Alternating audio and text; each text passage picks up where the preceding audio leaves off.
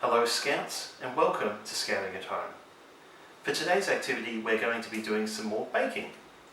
So if you have a look at the attached activity sheet, we've included a recipe and step-by-step guide, but follow through with us as Sarah's going to present us a little step-by-step to her baking adventure today.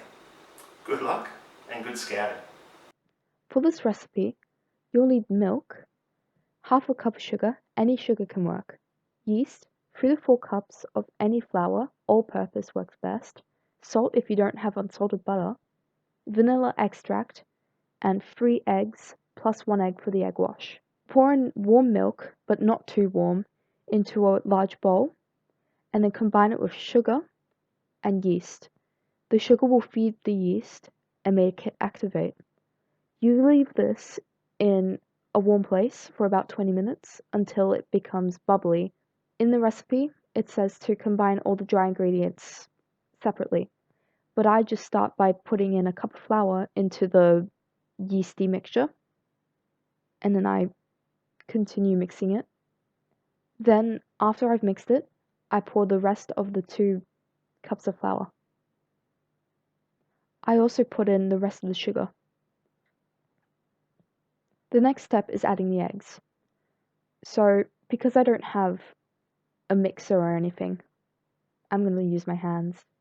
I crack 3 eggs into the mixture and I start mixing them together. I also add the vanilla extract and some more flour just to give it a little bit of a doughy texture.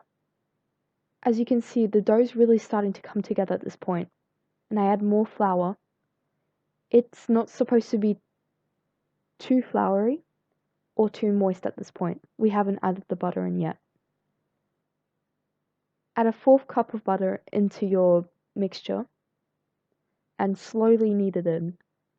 Then, after it's all mixed up, you add the next 4th of butter and continue kneading the dough until the dough looks just perfectly elastic. If it looks a bit too moist or the dough isn't sticking together, add in a little bit more flour, maybe 1/4 cup. Now, as you can see, the dough really comes together at this point. Now, lightly flour a smooth surface and pour the dough onto it. Knead it into a small ball and place it in a lightly greased bowl for it to rise. Now, as you can see, the dough has doubled in size. You roll this out onto a lightly floured surface so you can create the final pieces of kind of bread things. I'm splitting it into 6 kind of equalish pieces, but if you don't want to, you can just put it all as one loaf. Now I'm going to do something here called braiding. I split one of the equal pieces into 3 equal pieces, and I braid it like you would hair.